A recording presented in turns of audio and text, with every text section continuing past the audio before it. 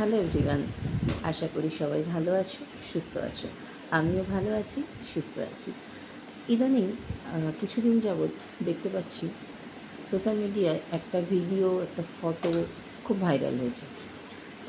কোনো এক ব্যক্তি ফুটপাতবাসী নিজেদের জীবন ফুটপাতে তারা অতিবাহিত করছে। তো সে স্বামী স্ত্রীর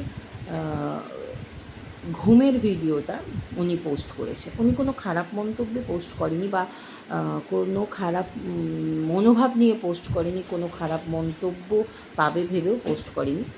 তো উনি বোঝাতে চেয়েছে, আমার যেটা ভালো লাগলো, যে ভালোবাসা,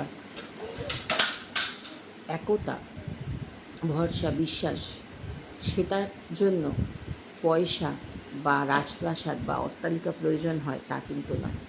ফুটপাতেও যদি ভালোবাসা, প্রকৃত ভালোবাসা, প্রকৃত মনের মিল, প্রকৃত সবটাই থেকে থাকে, তাহলে সেটা ফুটপাতবাসীদের ভেতরেও বা ফুটপাতে যারা জীবনযাপন করে তাদের ভেতরেও সম্ভব।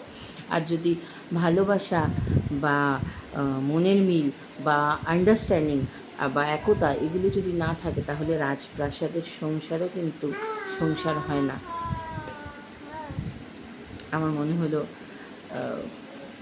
উনি এটাই প্রকাশ করতে চেয়েছে, কারণ ওই ভিডিও বা ফটো দেখে আমার এটাই মনে হয়েছে যে একে অপরের সাথে থাকতে গেলে রাজপ্রাসাদ লাগে বা অর্থ লাগে সবসময়ের জন্য তা না।